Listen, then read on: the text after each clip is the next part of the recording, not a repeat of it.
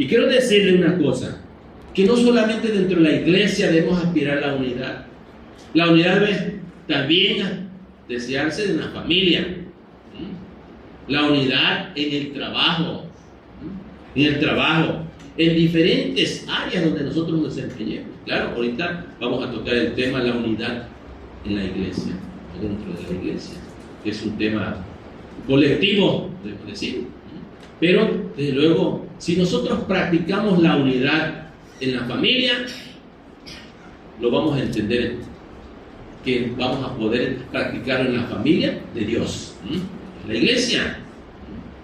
Si nosotros practicamos la unidad en nuestro trabajo también será parte de lo que nosotros vamos a reflejar en nuestra congregación.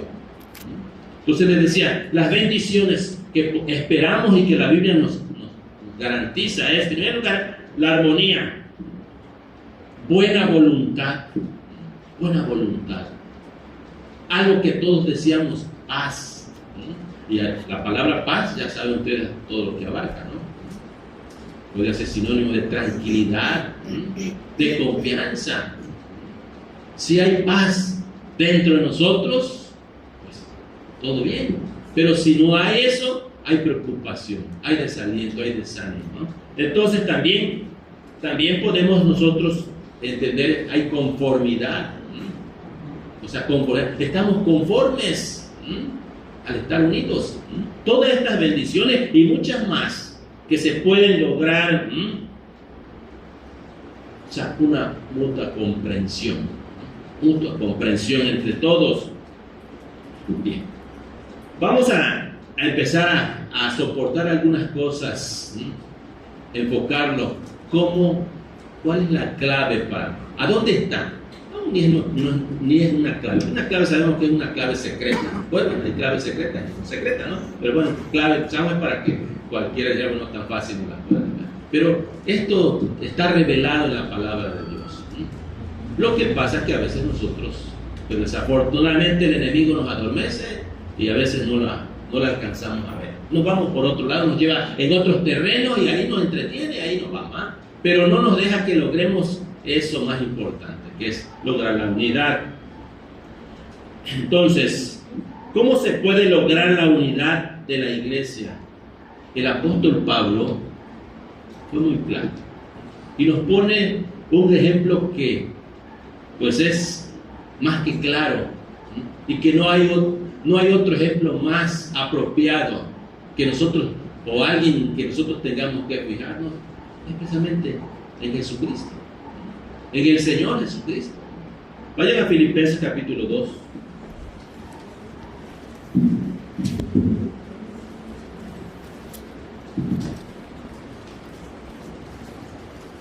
Carta a los Filipenses, capítulo 2.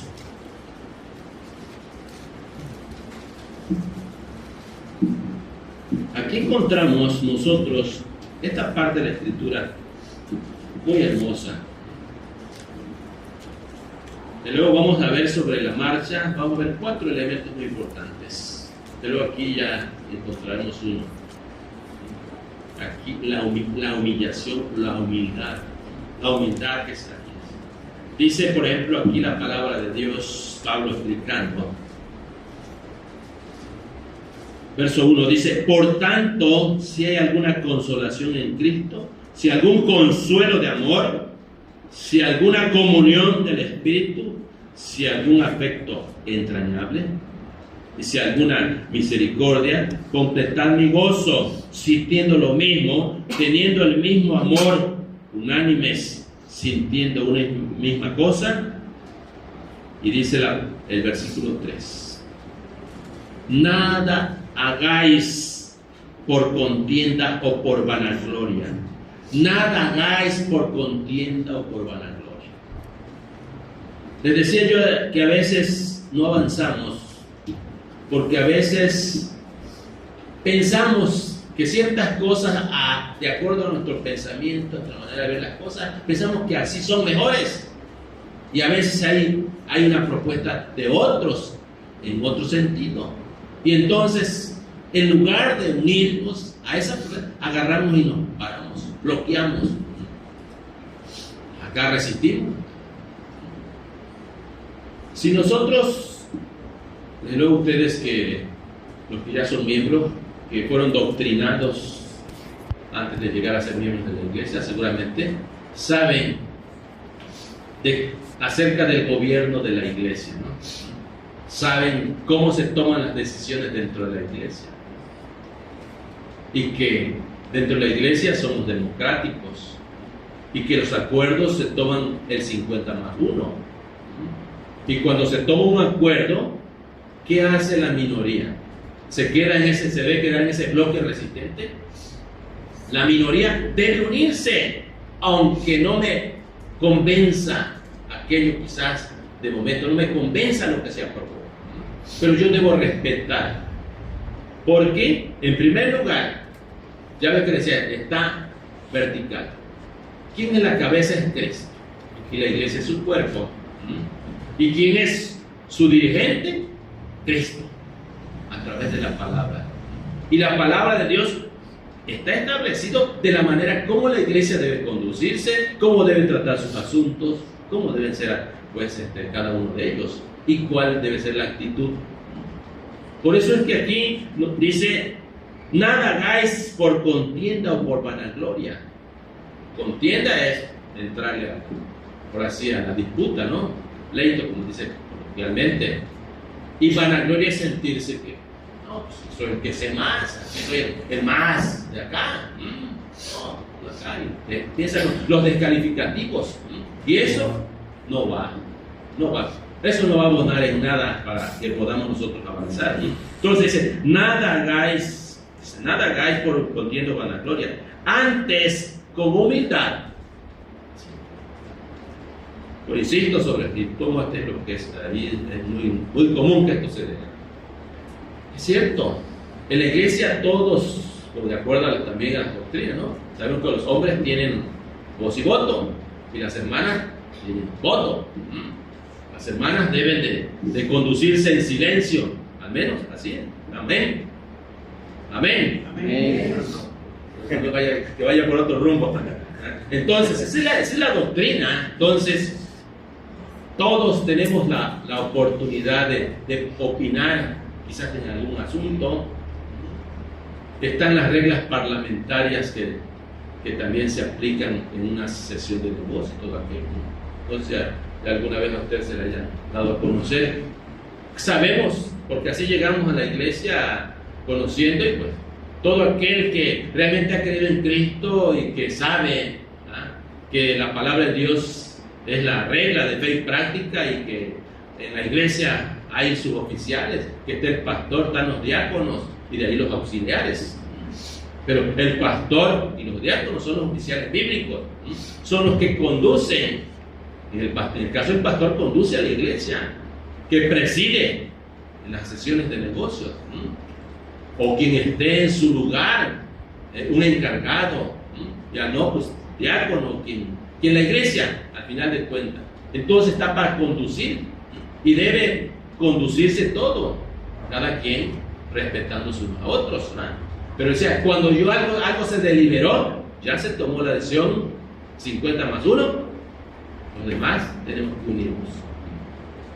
Cuando eso practicamos, cuando eso lo hacemos así, nosotros vamos a salir de eso. Pero cuando no se da, queda allí un resentimiento.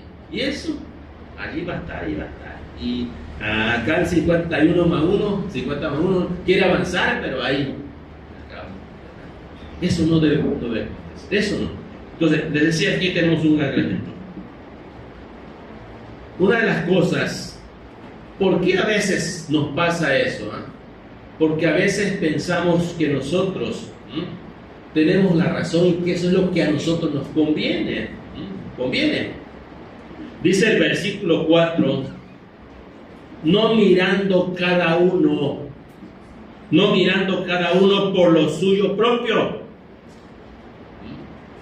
Nunca, aunque se viene en nuestra mente, es desafortunado si viene, como dice, hay un dicho por allá, dice que lloren en mi casa, no el que lloren. Ese es un dicho ya popular, eso no se aplica a nosotros, con el cristiano. El cristiano debe de ver la necesidad. Dice aquí, Repito el 4. No mirando cada uno por lo suyo propio, sino cada cual también por los de los otros. También tenemos que considerar a los otros. No nada más en mí debo fijarme, no nada más debo considerar mis necesidades, sino también las de mis hermanos, porque somos parte del cuerpo y tenemos una cabeza que es Cristo. Y dice el versículo siguiente, el 5. La actitud que nosotros debemos tomar, allá se nos lleva a ese ejemplo. Haya pues en vosotros ese sentir que hubo también en Cristo Jesús. El sentir que hubo en Cristo Jesús no es como les planteaba yo, de que yo para acá y no. El sentir de Cristo Jesús. Y si nos vamos más allá a analizar, ¿quién era Cristo Jesús? Era Dios encarnado en la persona de Cristo, quien no tenía necesidad de venir a enfrentar lo que nosotros como seres humanos debíamos, el pecado. Pero Él eso no lo tomó en cuenta. Entonces por eso nos llama aquí: haya pues en vosotros, en ustedes, vosotros, la palabra, ustedes, dice, este sentir que hubo también en Cristo Jesús. ¿Y cuál fue ese sentir? Versículo 6. El cual, siendo en forma de Dios, no estimó ser igual a Dios como cosa que aferrarse. No estimó ser Dios, porque Jesús era Dios. El Hijo de Dios, como lo conocemos. Dice, este sentir que hubo en Él, no estimó ser igual a Dios. A veces nosotros caemos en una situación que no nos queremos rebajar, por decir una palabra así. No nos queremos humillar, no queremos ceder. Un ejemplo tan claro: la humildad. La humildad es una joya, podemos decir. Es una joya. Él lo habla un escritor, un filósofo, dice que es una corona. Una corona.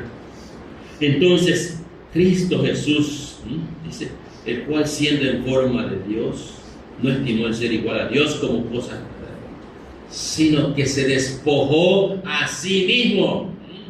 Se despojó a sí mismo, tomando forma de ¿qué? De uno mediano, así, no, forma de siervo, del más bajo. ¿Qué es lo que a veces a nosotros no nos gusta? El orgullo.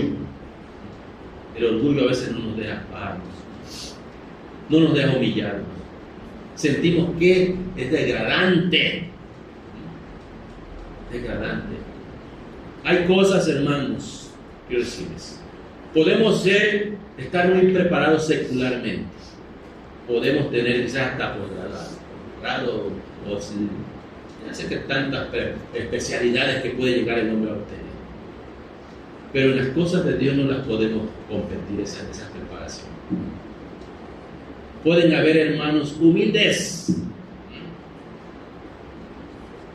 les llamamos humildes, bueno, que no sea una persona muy preparada secularmente, pero que es un hermano consagrado.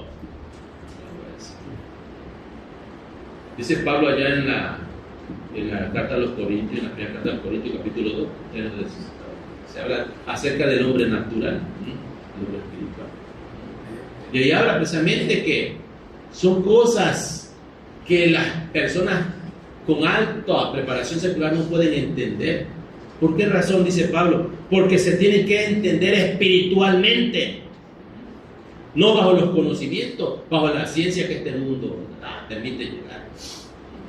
Es otra cosa. Entonces, por eso nosotros tenemos que ser, pueden haber hermanos humildes, pero hermanos muy espirituales. Dice, y Dios nos las dio a conocer a nosotros por medio de su espíritu. A veces cuando ando evangelizando, porque a veces, ¿por qué no lo entienden las personas preparadas? ¿Por qué no lo comprenden? Sencilla razón, la palabra lo dice. No sé, yo hace mucho tiempo recuerdo cuando el expresidente Fox, era ya nuestro presidente de la República,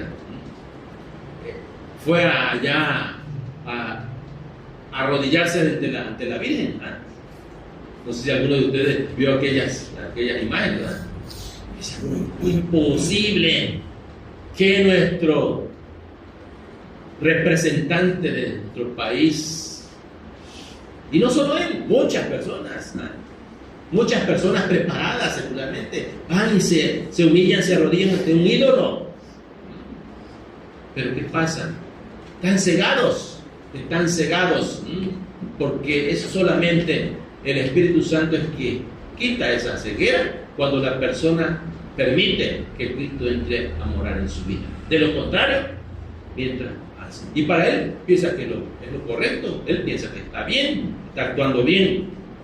Entonces, hermanos, aquí encontramos, dice, sí, sino que se despojó a sí mismo tomando forma de siervo, hecho semejante a los hombres.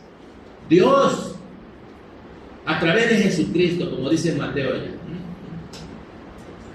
lo que se profetizó Isaías allá, dice, y Mateo lo narra, dice, Emmanuel, que traducido, Dios con nosotros.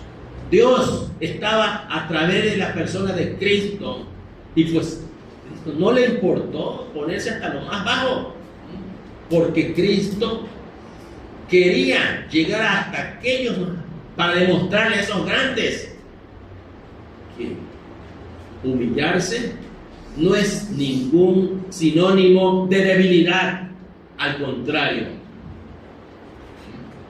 es algo que es una característica que da personalidad. También, hermanos, dice, veíamos pues que es hecho semejante a los hombres. Tomó forma de siervo y forma de hombre. Y ya sabemos todo lo que pasó con Cristo, hasta dónde permitió Él. Decía, dígame quién de nosotros está expuesto a que, no voy a decir que le den una cachetada, que le digan, no sirve para nada, tú eres acá, inmediatamente, ¿qué pasó? Si es posible, está entrando a los golpes también. Entonces esas son las situaciones que a veces en el ser humano. Cristo nos dio un gran ejemplo de humildad, que son precisamente las herramientas para poder nosotros llegar a obtener o mejorar en la unidad. Verso 8 dice la palabra de Dios: y estando en condición de hombre, estando ya en esa condición de la más baja, se humilló a sí mismo, se humilló haciéndose a sí mismo. ¿Y qué pasó? Haciéndose obediente hasta la muerte de cruz. Estando, se despojó todo, se quitó todo, y no solamente llegó aquí estoy como cualquiera, a ver dónde trapeo, dónde hago todo aquello. No, inclusive a ofrecer su vida. A ofrecer su vida. ¿Por quién? Para beneficio de Él. Así que Él no tenía ninguna necesidad. Dios no tiene ninguna necesidad de que nosotros vayamos y le rindamos honores. Los necesitados somos nosotros. Nosotros no teníamos nada que ofrecerle a Dios. Simplemente, como dice Isaías, una llaga, hinchazón y podredumbre. Así el pecado, ¿no? Así reflejamos. Fetidez, pecado. Pero allí la misericordia de Dios. La misericordia de Dios, que Dios tomó esa determinación de enviar a su Hijo Jesucristo, venir a hacer este papel, o sea, esta condición, como dice, declarando en el aspecto de todo lo que Él tenía, para llegar hasta ofrecer su vida. Ofrecer su vida. Hermanos, no hay ejemplos mejores que estos. Bien, otros ejemplos de alcanzar la unidad.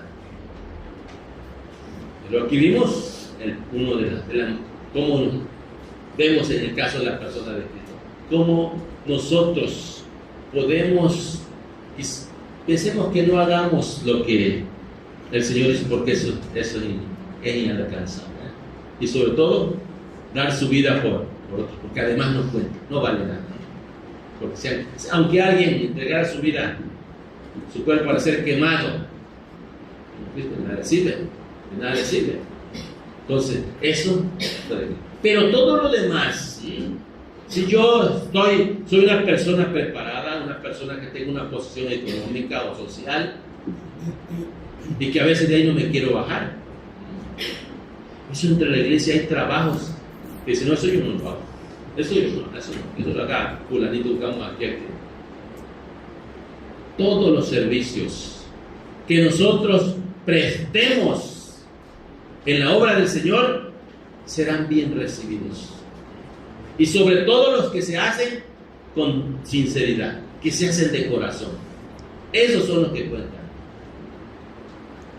Si lo vemos en el aspecto económico, ya encontramos en la Biblia ejemplos de aquellos que se lucían metiéndole las ofrendas, las monedas más grandes, y aquella viuda que puso lo único que tenía.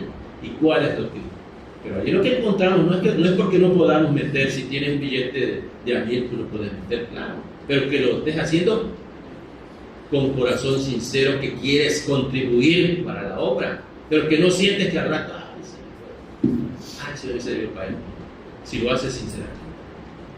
Y también si tú quieres dar un pesito, los 50 centavos, ya que se lo todo, siempre y cuando lo hagas justo de corazón. Bien, vamos a pasar a la carta a los Efesios de cerca. En el capítulo 4,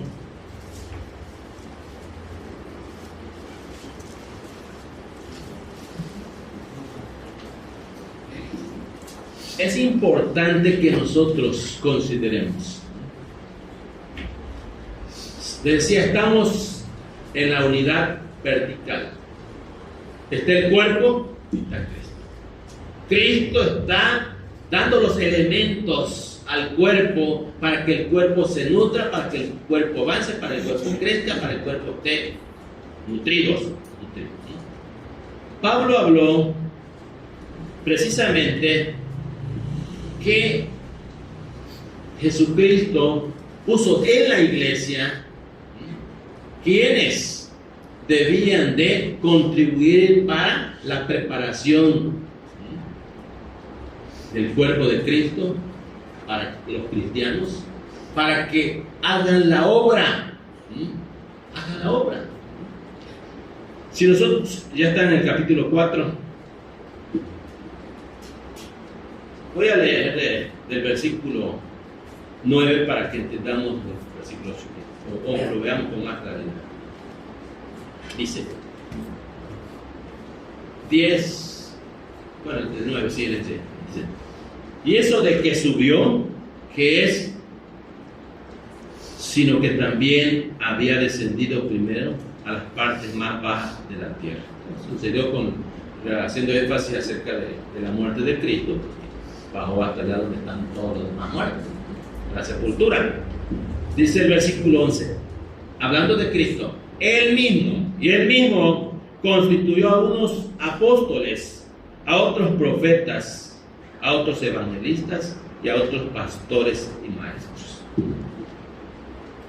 Es importante que el cuerpo entienda, comprenda, dar su lugar a quien el lugar le corresponde, no dado por la iglesia, sino dado por el Señor. Es importante, porque a veces la iglesia llega a entender de una manera más apropiante que al pastor ella lo puso y que ella en cualquier momento lo quita. El llamado al ministerio no lo pone Cristo. ¿Qué es lo que hace la iglesia? Da su anuencia. porque así está en la palabra de Dios. Pero quien pone al siervo, al pastor, Cristo, el Señor. Leamos el 11, dice. Entonces, Él mismo constituyó a unos apóstoles, a otros profetas, a otros evangelistas, a otros pastores y maestros. ¿Con qué fin? ¿Para qué? A fin de perfeccionar a los santos para la obra del ministerio, para la edificación del cuerpo de Cristo. Eso, para eso. No a todos, dice. No a todos. Les dio ese atributo. No a todos los llamó para eso. El ministerio es un llamado especial. Que a veces puede ser que alguien no se dé cuenta que Dios lo tiene ya en la lista. Y en su momento va a surgir. En su momento va a sentir el llamado y no va a poder hacer para ningún lado. Tendrá que, como el caso de Moisés. Recuerden que Moisés al principio se oponía. No, es que yo no tengo capacidad, yo ni hablar puedo, ni esto, acá, por allá, mejor a mi hermano. Pues, tú vas porque tú vas. Así decide Dios. Dios conoce los corazones. ¿Desde cuándo? Antes de la fundación del mundo Él ya tenía. Pero en su momento va a surgir. Yo decía que hay algunos que no. Aquí puede ser que algunos de ustedes sean llamados para el ministerio. En este momento ni se imaginan ni piensan en eso. Yo brevemente les comento, yo en lo personal, yo me convertí al Señor hace alrededor de 40 años ya. Entregué en la obra y me gustó siempre hacer el trabajo de evangelismo, ese era mío. Luego yo llegué, me pegaba, recuerdo el pastor Hernán Aguilar, que era el pastor que en ese tiempo estaba en la iglesia. A él me pegué, dice, hermano, cuando vayas donde quiera, ahí voy, anótame, ahí voy. Trabaja, yo hacía el espacio. Yo sí trabajaba, yo el tiempo. Buscaba la manera de con mi jefe conseguir el permiso como fuera. Pues yo siempre he dicho, cuando queremos hacer las cosas, nosotros primero le ponemos en las manos de Dios y Él nos va a dar las facilidades. Aunque mi jefe sea de los más duros, lo convenzo. No yo, sino Dios nos va a tocar y nos va a dar las facilidades. Y entonces así, me fui. Después, como a los 3 años, un poquito más, me hicieron diácono en la iglesia. Y ahí tuve. Quienes fueron a la ordenación ya escucharon allá cuántos años, tantos años que tuve de diácono y entregué ya mi. Yo allí, cuando jamás pensé, inclusive inicialmente, jamás pensé llegar a predicar. Yo lo veía eso muy complicado. Pero más adelante llegó otro pastor y con iniciativa y dice, ¿quiénes quieren anotarse para que les voy a dar como obreros laicos, les voy a dar estudios? Y fijó un día de la semana, lunes, estamos como 10 o más. Y empezamos, dudando, y ya me empezó a foguear a predicar todo. Hasta ahí, parte de. Pero de ahí, a mí me gustó siempre apoyar a los pastores. Siempre estar detrás de ellos allá, donde quiera que iban, siempre yo me anotaba. Y eso me ayudó mucho porque me ayudó a ir conociendo y todo. Pero jamás pensé en llegar a asumir una responsabilidad ante la iglesia. Porque una de las cosas que yo veía, me gustaba de nuevo, porque sí y pues, quizás humildemente, pues ya Dios me había dado la capacidad para poder, cuando uno estar al frente, en ausencia del pastor, ayudar en la iglesia, ¿no? Y por lo tanto, pues, en 2 ocasiones estuve de encargado. Una vez tuve 4 años y después últimamente tuve 5 años. Pero hasta allí yo no lo veía yo que podía hacer, pero no quería yo asumir esa responsabilidad. Porque el asumir la responsabilidad del pastorado no es simplemente por decir yo soy a hacer nunca más, o porque no, es a enfrentar y recibir, ahora sí, las almas que Dios las pone en nuestras manos para darle seguimiento, para estar alimentándolas y estar pendientes. Y todo, entregarse prácticamente el tiempo, todo el tiempo necesario para entrar. No siempre nada más de renombre. Y entonces, eso no lo olvido, varios pastores que como yo decía, partiendo del pastor Francisco, el pastor José Hernández, los pastores, todos, ahora sí que me conocieron, nos trataron, los traté, me conocieron la familia y todo, el pastor Pedro, y me decía a veces, no, ¿y tú qué no has sentido?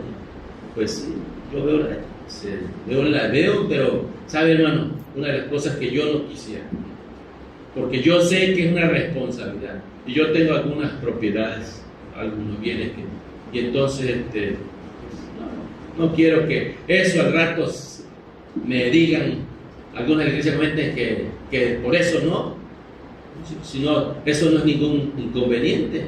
En la Biblia encontramos siervos de Dios que tuvieron bienes, y eso no, si tú te dedicas a la obra, eso no es ningún estorbo, al contrario, es una bendición, contribuyes para la iglesia también. Y entonces se presentó, creo que algunos saben ustedes, hubo un intento de que íbamos a ordenar pastor a un hermano de una congregación, porque al tiempo, pues, desafortunadamente no pasó el examen, no sé si algunos estuvieron de aquí, tuvieron algunos en aquella ocasión, de aquí esta congregación, cuando se iba a ordenar el hermano Melquisedec, ninguno de aquí no estuvo. El hermano sí estuvo, ¿no? Lo reprobaron por algún detalle, se puso nervioso, porque se puso nervioso, porque no es nada fácil, hay que tener, porque como dicen, no es lo mismo ver los toros de la barrera que estar ya dentro de la barrera, diferente, y a veces hasta se te olvidan las cosas. Entonces, por esa razón, y entonces siguió, y otro hermano dice, hermano, ¿y tú? No, si tú ya no trabajas, ya no tienes compromiso en la empresa. No, pues sí. La situación es que llegó el momento y que lo puse en oración y le platicé, porque ya varios hermanos me impulsaban, pues, no, hermano, y ya ves que el hermano enseña que pues, tú aquí siempre ya, tú estás al frente de la iglesia, si lo que falta nada más que tú te decidas. Y entonces ya hablé con mi esposa, porque a nosotros siempre nos gustaba, nos gusta cuando menos 2 veces al año irnos de vacaciones por allá. Y recuerda que aquí ya no vamos a poder hacer eso, tenemos tan limitados ya. Quizás algún día algún permiso de vida, pero ya no de ese tipo, hace una semana, un poquito más, entonces ya eso no se va a poder. Y entonces, ellos no, pues yo estoy de acuerdo con lo que sea, y ya pues, acepté, y pues, para no seguir en largo con el tema, entonces aquí estoy, gracias a Dios. Dios me ha usado, siento que me ha usado, y yo estoy, pues, no diría al 100% porque sería acertar, pero estoy consciente del trabajo y dedico todo el tiempo que tengo para la obra del Señor, ¿vale? Todas las pendientes. Entonces le decía, aquí lo importante, ¿quién pone? Aquí pues él mismo dice, constituyó apóstoles, vamos a hablar en este tiempo, pastores y maestros, que el pastor es el mismo maestro, pueden haber maestros también, pero aquí se refiere el pastor debe ser un maestro, un maestro. Entonces dice, ¿con qué dice? Hasta que todos lleguemos a la unidad de la fe. Ese es el trabajo del pastor, ¿no? De alimentar a la iglesia, prepararla para que en unidad, hasta que todos lleguemos a la unidad de ¿qué? De la fe. Que la iglesia, los creyentes estén bien cimentados en la fe, ¿no? Que sean inamovibles. Que no cualquier rato que llegue por allá en su casa, llegue un testigo de Jehová, una gatita, y que ya salga, pues ya, mira que por acá están equivocados. Tienes razón. Porque a veces hay experiencias. Nosotros ya en la iglesia tenemos algunos que recuerdo cuando yo todavía estaba empezando. Una se fue con los testigos, digamos, la hermana Eduarda, estamos hablando 30 años. Otra se fue con los adventistas, otra se fue con los pentecostales, por decir que allá sí hay gozo, dice. Ese es el argumento que da. Entonces, Dios, ¿qué pasa? Porque no están cimentados en la fe, no tienen una base sólida. Entonces, unidos en la fe. Y lo importante, lo básico, vean ustedes lo que sigue. Y el conocimiento del Hijo de Dios. Y el conocimiento del Hijo de Dios. Cuando aquí habla el conocimiento del Hijo de Dios, no se refiere, sí, yo sé que es Jesucristo. No se limita a eso. El conocimiento del Hijo de Dios es que yo sé que Él es mi Salvador y es mi dueño, mi Señor. Así lo acepté como un Señor. Y que yo acepto su palabra, yo acepto su doctrina. Porque ¿qué dijo Cristo allá en Mateo 28? Después que se vayan y hagan discípulos, bautizándolos en el nombre del Padre, del Hijo y del Espíritu Santo, y enseñándoles que guarden todas las cosas que ¿quién mandó? Porque están en el Antiguo Testamento, que yo os he mandado, dice Cristo. Estamos hablando de las doctrinas neotestamentarias, ¿no? Las que yo he mandado. Y si ustedes hacen, aquí yo estoy con vosotros todos los días. Si nosotros nos ajustamos a esa condición, contemos con Él hasta el fin, bien sea hasta que nosotros seamos llevados, bien sea a través de la muerte o venga el arrebatamiento de los santos. Pero esa firmeza, por eso es llegar al conocimiento. Por eso es que el pastor tiene que estar, dale, y a veces, estoy cansado, otra vez de doctrina. Una vez escuché yo en la iglesia, otra vez de doctrinas. Quería que le hablara de otras cosas, no quería escuchar. Imagínense cómo va a ser posible que yo no voy a anhelar, desear el conocimiento de la doctrina, que es algo que me va a consolidar, me va a dar firmeza. Así, porque quiero decirles, hermanos, una vez les predicó a un pastor, hermano, porque en aquellos tiempos la iglesia estaba muy así. Algunos factores, en ese tiempo no había recursos, el pastor tenía que trabajar en una papelería y pues no podía hacer su trabajo. Y a veces decía, hermano, ¿y por qué la obra a veces crece? Pero no así es la obra. A veces la obra crece y a veces la obra baja. Hay que estar preparado para todo eso. A veces vemos que la obra está creciendo. Prepárate, porque no va a tardar en que el enemigo meta cizaña y vas a ver el problema que se va a desarrollar. Tiene que estar bien consolidado. La iglesia Monaguillo tiene su historia atrás. Un tiempo muy antiguamente, yo todavía no llegaba. Llegaron hasta cerrar el templo. Un grupo cerraron el templo. Y ya unos decían que se iban a ir a otra iglesia. Recuerdo que una vez ella a mi mamá, porque mi hermana tiene como 60 años ya de la obra. Cuando llegó la obra a Tabasco, después llegaron ya por Escalapa y todo eso. Entonces decía, pues yo me voy a Chontal para decir que tiempo. ¿Por qué te vaya a Chontal? Yo todavía no sabía, yo no era parte de la iglesia. No, pues que ya cerraron el templo, ya puro pleito acá. Y entonces, pero gracias a Dios todo se superó. Se superó de tiempos para acá. O sea, pues yo desde que conozco, estoy ahí en la iglesia, le digo ya, de ese tipo de cosas, así no se da. Hay sus problemas, sí, vivimos en algún momento un problema de que tuvimos que expulsar un grupito de 8 personas, porque demasiado tuvieron insistencia. Aquí vamos a ver, ojalá nos dé tiempo, cómo enfrentar esa situación. La paciencia, que es otro elemento, pero pues también se tiene que aplicar la palabra de Dios. La paciencia son herramientas que deben de, y sobre todo al ministro se les recalca mucho. Pablo recalca a Timoteo, ¿no? La paciencia. Y de luego no hay más que oración y oración. Entonces dice el versículo 13, hasta que todos lleguemos a la unidad de la fe y el conocimiento del Hijo de Dios, a un varón perfecto. La palabra perfecto no se aplica así, digamos, que sin tachas, sin errores, completo, porque la perfección como tal la vamos a obtener allá cuando estemos de la presencia de Dios. Pero sí podemos llegar a ser un cristiano completo. Entonces, hasta ahí dice, a la medida de la estatura de la plenitud de Cristo. Allá va a ser la meta. Recuerden que nuestra mirada no está aquí, sino está en los cielos. Y eso es lo que debemos ver. Nosotros siempre, por eso debe de tenerse la visión de crecer, avanzar. Esa debe ser la visión del creyente. encontramos pues que una de las cosas,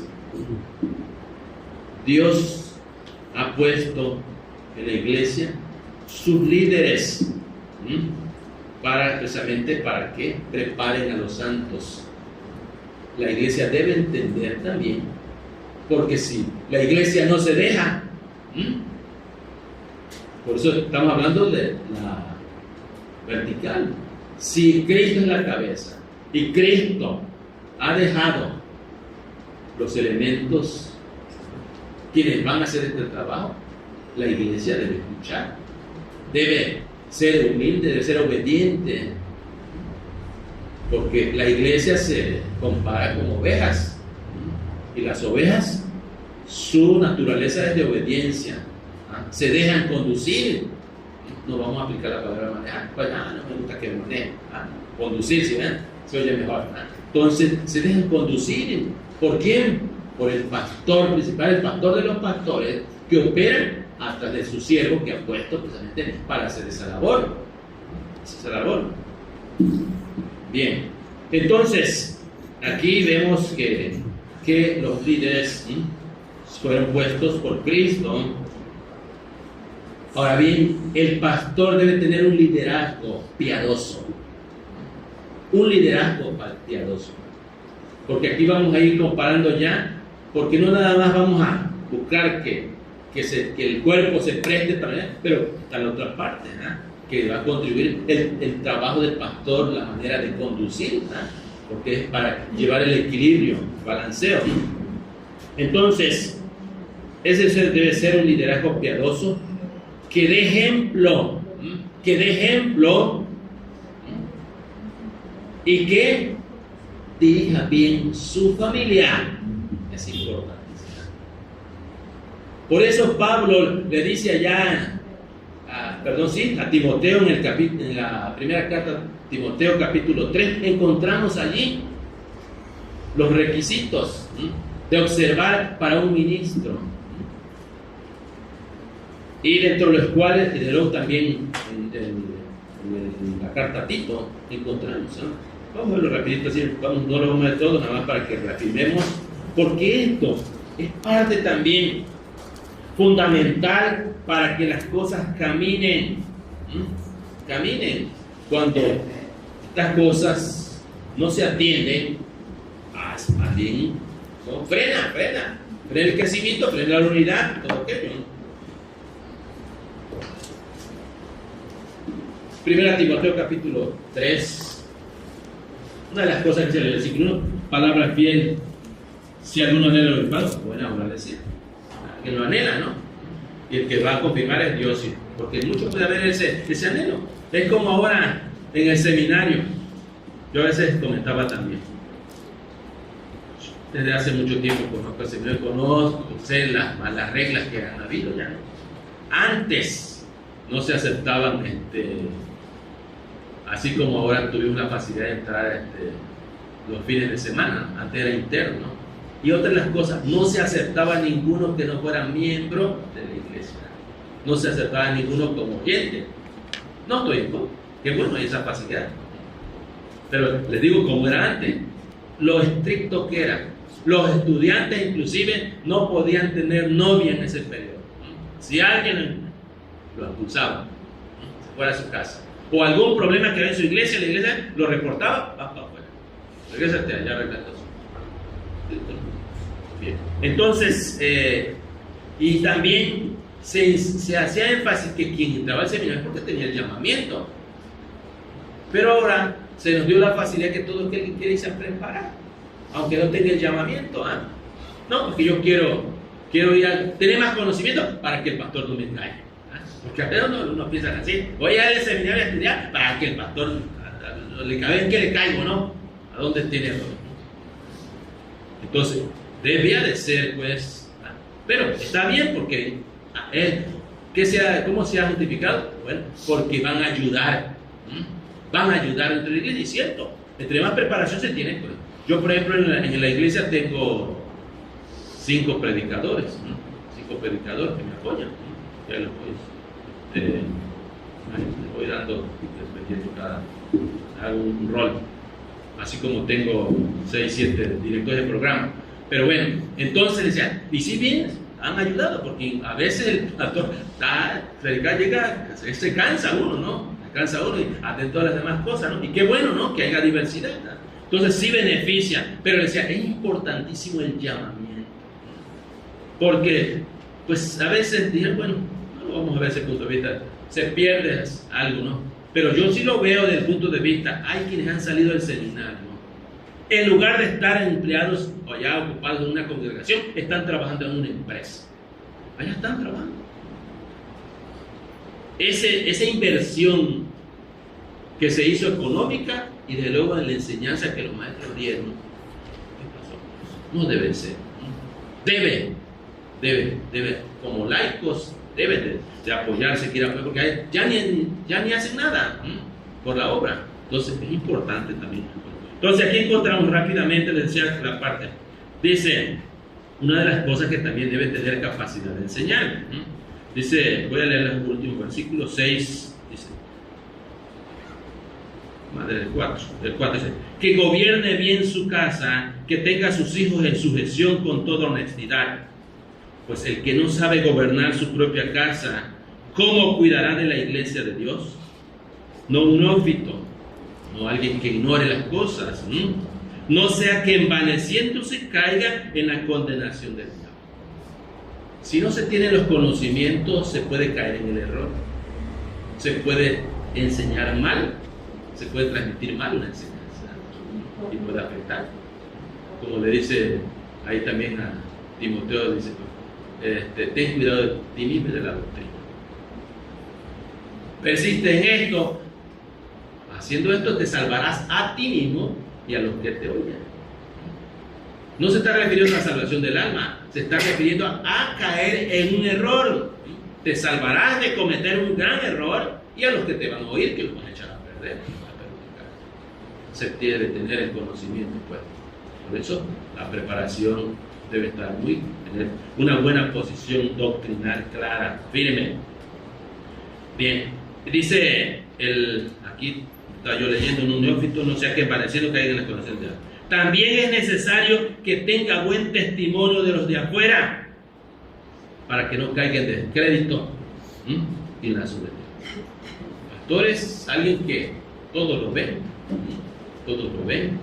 y su figura de él debe ser muy cuidada, no solo dentro de la iglesia, sino también alrededor, que los vecinos que están con nosotros se puedan expresar bien de nosotros.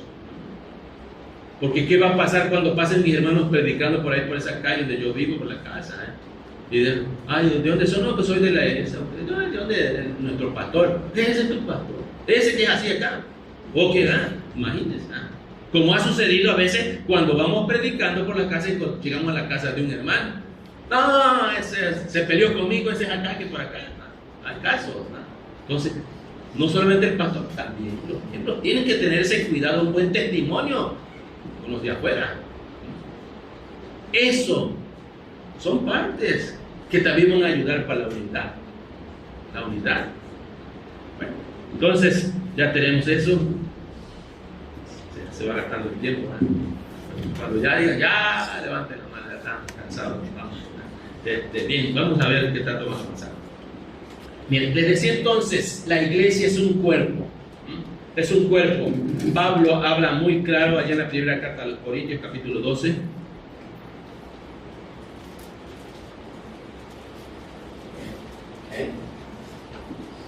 Todos nos acomodamos.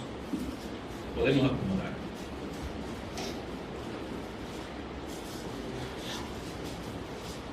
Es algo que no se debe ignorar. Yo siempre sostengo. Cada miembro, cuando menos un don debe tener. Uno. De ahí, 2, 3, 4. Pero los tiene que descubrir. Los tiene que descubrir. Él los tiene que descubrir. Entonces dice aquí: no quiero, hermanos, que ignoréis acerca de los dones espirituales. Sabéis que cuando eran gentiles se os extraviaban, llevados como se lleva a los ídolos mudos. Por tanto, os hago saber que nadie que hable por el Espíritu de Dios llamen al tema Jesús. Nadie puede llamar a Jesús Señor sino por el Espíritu Santo. Creo que les decía hace rato, ¿no? Que a veces alguien acepta a Cristo como su Salvador, más no como su Señor. Y ahí es donde está el problema. No sé si usted le ha tocado evangelizar a veces a alguien cuando le dice, ¿y usted no le gustaría aceptar al Señor, a Jesús como su Señor? Bueno, eso hay que pensarlo muy bien.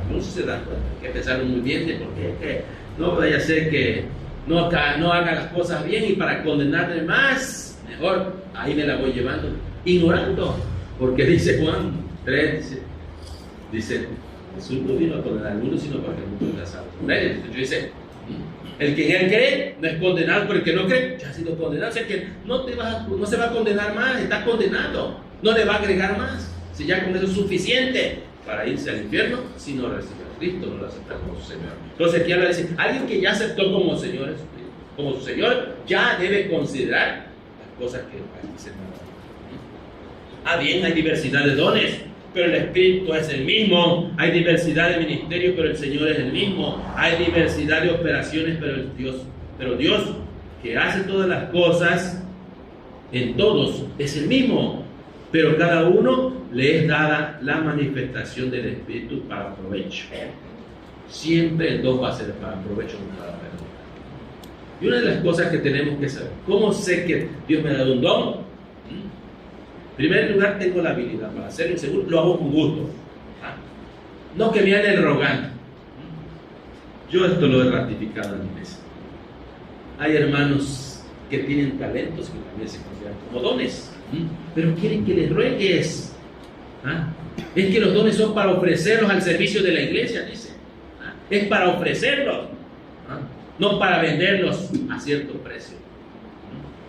No como yo me siento que yo esto lo manejo acá y que soy el único, además de lo único, que vengan y me digan, que vengan y no, hermanos, yo les aconsejo, no tengan esa mentalidad, ofrezcan el servicio con gusto, con alegría. Y si dicen no, más adelante, está bien, no me tengo por qué molestar, porque a veces pueden hacer que hayan varios que pueden desempeñar cierta labor y dicen, bueno, ahorita ya me hiciste a un lado, cuando me viene acá, ahora ya no. Tampoco, siempre debe haber la disposición para servir en todas las áreas. Entonces aquí está hablando, pues hay diversidad, o sea, en todas las partes nos podemos acomodar, pero siempre tengamos ese deseo sincero de servir al Señor de su obra, para el engrandecimiento de su obra misma. Bueno, también en el Romanos 12, 4 y 5, aquí así un poquito.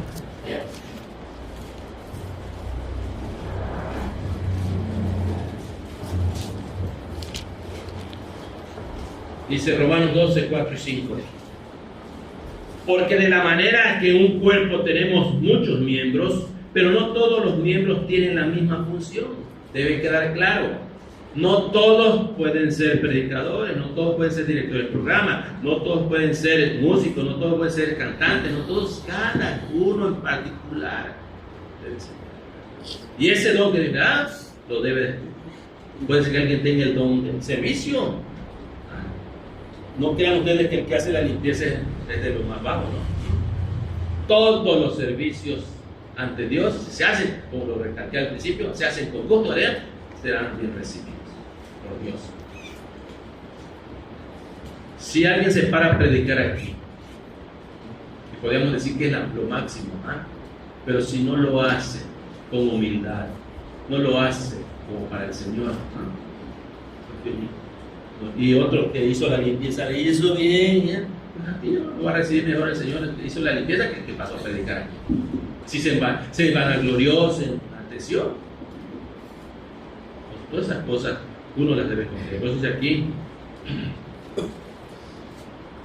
así que nosotros, siendo muchos, somos un cuerpo en Cristo y todos miembros los unos de los otros. No se nos olvide, estamos enlazados, todos estamos bajo la cabeza que es Cristo. Y la función de Cristo es que todos obedecemos. Imagínense como habla ya Juan en el capítulo 15 acerca de la vid y los pámpanos, ¿no? dice que los pámpanos están pegados a la vid, se despegan, pues van a tener. Entonces, cada miembro debe estar asido a Cristo para que pueda permanecer, para que pueda dar frutos. Pero si se separa de Cristo, se aleja de Cristo, y cuando decimos que se aleja de Cristo, cuando Él hace por un lado las enseñanzas, quiere aplicar sus criterios, sus razonamientos, y la palabra la va dejando por un lado. No, porque yo así acá, sí, así lo dice, pero no, así está bien acá. Aplica sus propios criterios. Voy a tratar de ir resumiendo un poco. Entonces, en la iglesia, no olvidemos que la Biblia es la única regla de fe y práctica. En ella encontramos cualesquiera solución que nosotros de los problemas que tengamos. La Biblia es, como dice ya Timoteo 3:16, dice que 2 de Timoteo 3:16, toda la escritura es inspirada por Dios, útil para enseñar, para redarguir, para corregir, para instruir en justicia, para que el hombre enteramente preparado sea para toda buena obra. Sea enteramente preparado para toda buena obra. Cualquier cosa en la Biblia tenemos la solución. No hay problema que no hay una respuesta en la palabra de Dios. Claro que desde luego, a veces quizás nosotros tenemos que buscar el apoyo de alguien que esté más preparado que nosotros para que nos ayude a encontrar el consejo. Y aquí debe ser siempre pues, el líder, el pastor, el encargado, quien sea. Y esto no quiere decir que no hayan otros hermanos con conocimiento, ¿no? También lo hay. A ellos, los hermanos maduros, maduros en la fe, maduros en su comportamiento, en todo aquello, ¿no? La unidad, cuando menos nosotros vamos a ver aquí, para ir en la recta final, 4 elementos importantísimos. Ya avanzamos un poquito acerca de lo que es la humildad. La humildad. Si no hay humildad en nosotros, difícilmente nosotros nos podremos acomodar con los demás. Siempre vamos a estar. Si te toca sentarme con el hermano, me siento acá en la punta de la mesa, de la banca. Nunca quererme acercar mucho allá. Y si no, mejor me voy a la banca atrás, si no me voy a estar allá atrás. No compagino con él, no. Entonces, la humildad es un equilibrio total. Es un equilibrio, la humildad es un equilibrio total, así como Cristo. Pero todo esto debe partir de algo muy importante, el temor a Dios. Por ejemplo, hablando con respecto al matrimonio, dice allá en la carta de los Efesios, dice: sométase cada uno en el temor de Dios. Sométase cada uno en el temor de Dios. Si yo me someto en el temor de Dios y mi hermano se somete en el temor de Dios, nosotros vamos a caminar juntos, de acuerdo. Pero si yo no me someto al temor de Dios, aplico mis criterios y Él sí los aplica, pues no me voy a acomodar con Él. Entonces es importante eso. Otra de las cosas, la mansedumbre. La mansedumbre. Les decía que, por ejemplo, este filósofo Sócrates decía que la mansedumbre no es sinónimo de debilidad, sino de fuerza. Fuerza. Porque con esa podemos nosotros lograr muchas cosas. No sé si alguno de ustedes ha tenido esa experiencia, que en alguna ocasión ha hecho uso de las dos herramientas, de dos características de la humildad y la mansedumbre. Quizás alguna ocasión alguien vino y le altercó y se enfrentó a usted por alguna cosa, y usted le aguantó. Y después, o sea, aquella persona que venía tan encalorizada que hasta las orejas rojas, como dice, y todo acá, pero al ver la actitud de paciencia, de mansedumbre, de humildad, se fue bajando. Es bonito eso, hermano. Es hermoso. Dice Santiago, también algo que a veces nosotros incurrimos en un error. Nos está empezando a abrir la boca, que ya le estamos adivinando lo que nos viene a decir. Y ya le estamos contestando. Ya lo veamos que viene un día, ya a lo mejor esperaba algo, pero antes que le diga, ya le están contestando. Dice Santiago, sed pronto para oír y para dar la respuesta. Ahí está la paciencia. Escucha. Si tú escuchas a alguien, aunque te esté diciendo lo que te esté diciendo, tú escúchalo. Déjalo que se desahogue. Ya después. Ya acabaste, hermanita. Ahora escúchame, por favor. Y ahí en esos términos, ¿no? No, es que tú no eres nadie para venir a gritar que yo soy el pastor. No. Escuchar. Y van a ver que las cosas van a más. Entonces, les decía, es una corona, la paciencia. La paciencia, hay personas que poseen esta cualidad, tienen la capacidad de soportar mucho tiempo a personas provocadoras. Personas que provocan, provocadoras, personas que desafiantes. Lo hay, que están, búscale, ¿verdad? ¿Saben qué? A veces, ¿cómo se ve? Nosotros sabemos, ya como pastor de la iglesia, y he tenido la experiencia que tengo, ¿no? En la iglesia, aunque todos sabemos cuál debe ser nuestro comportamiento, hay enseñanzas que algunos no se ajustan a ellas, aunque así las recibieron cuando se iban a bautizar, y no sé cómo lo hacen aquí, pasaron al frente y nosotros hacemos allá un examen, un protocolo, un examen público, y las más básicas, hermano, ¿estás de acuerdo en esto? Sí, hermano. Pero después que ya se bautizan, ya desobedecen. Entonces, a veces algunos saben y están provocando para ver quién más del pastor se sale de control. Y luego, el pastor al final de cuentas tiene que aplicar, pero no de la noche, ahora sí que de bote pronto, como se dice, usar la paciencia, al aconsejarle, decir esto acá, mira que por allá, que por acá, el llamado a través del púlpito y aparte en lo personal, porque hay que enfrentarlo personalmente, decir, mira hermano, hermana, esto no está bien, esto que tú estás haciendo acá por allá, sabe que es algo malo, ¿no? Entonces, y queda que ya no le diga, al rato lo vuelve a hacer, lo ve, esas son las provocaciones, se van dando. Entonces, todo eso, pero la paciencia, les decía, es una herramienta. Ahora, Dios nos dio ejemplo de paciencia. ¿Cuántas veces le hablaron de Cristo a usted? ¿Y cuántas veces lo rechazó? ¿Y cómo fue paciente? Paciente. Cada vez, nosotros sabemos que cada vez que alguien recibe el mensaje de la palabra de Dios por otra persona, es Cristo que le está hablando. Lo compararíamos con lo que dice Apocalipsis 3:20. Dice, he aquí yo estoy a la puerta y llamo. Si alguno oye mi voz y abre la puerta, entrará él y él conmigo. ¿Cuántas veces Cristo ha golpeado la puerta del corazón de aquellas personas y no le abre la puerta? Yo ilustro esto.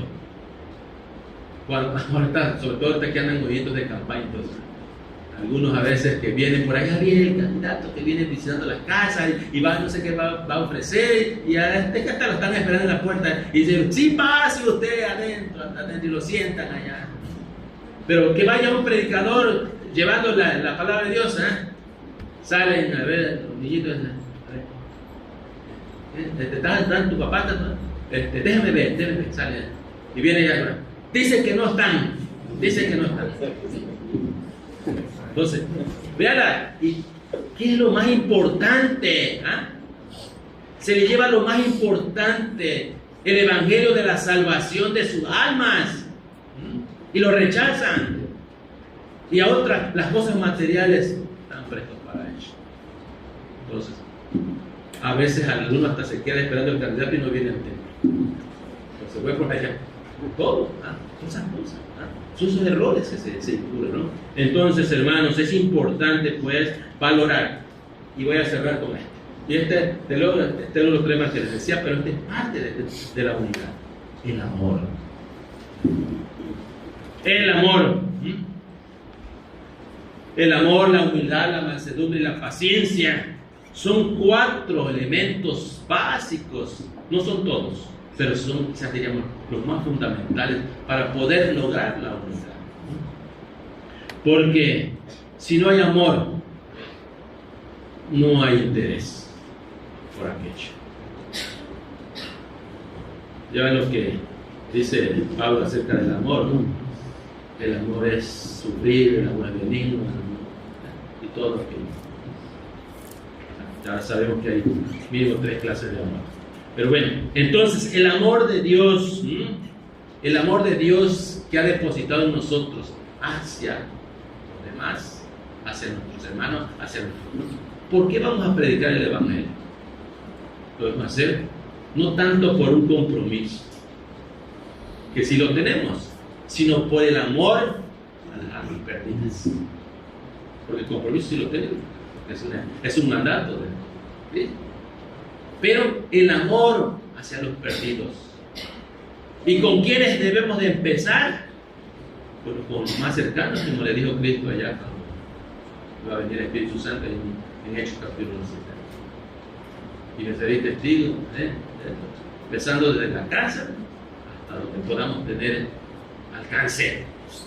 Los que están a nuestro alrededor deben ser los primeros en nuestra lista. Pero no solamente allí nos vamos a estancar, sino también vamos al vecino, también vamos al de la otra colonia, donde quiera. Lo vamos a hacer por amor. Porque sabemos lo que Dios ha hecho con nosotros, darnos esa salvación, que no la merecíamos y que hoy la estamos disfrutando. Entonces, la misma,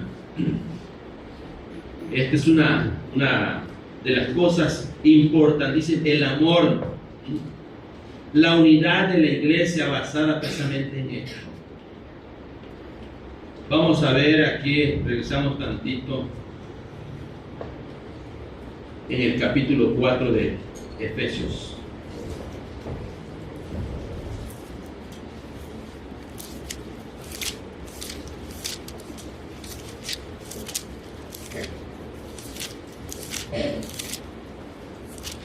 Voy a invitar a un poco acá que me... Léame por el 3 de aquí alguien que me ayude. 4.13 de Efesios. Perdón, 4.3. 4.3. Solícitos en guardar la unidad del Espíritu en el vínculo de la paz. Vamos a dejar. Solícitos en guardar la unidad del Espíritu en el vínculo de la paz. ¿Qué es solícito? Sinónimo de solícito. Disposición. Darse. Estar presto para ayudar. Así debe ser. ¿Verdad? Prestos en la unidad del Espíritu, que es el vínculo que nos conecta, que nos lleva a la paz, nos vincula con la paz que tanto anhelamos. Que haya tranquilidad. No queremos discordia, no queremos pleitos, no queremos nada, queremos coincidir, queremos marchar juntos, queremos avanzar. Entonces tiene que ser a través de considerar, no olvidemos, la cabeza, Cristo. Y aquí, a través del Espíritu Santo, que es el que nos guía, nos ilumina, nos lleva, nos conduce. Solícitos.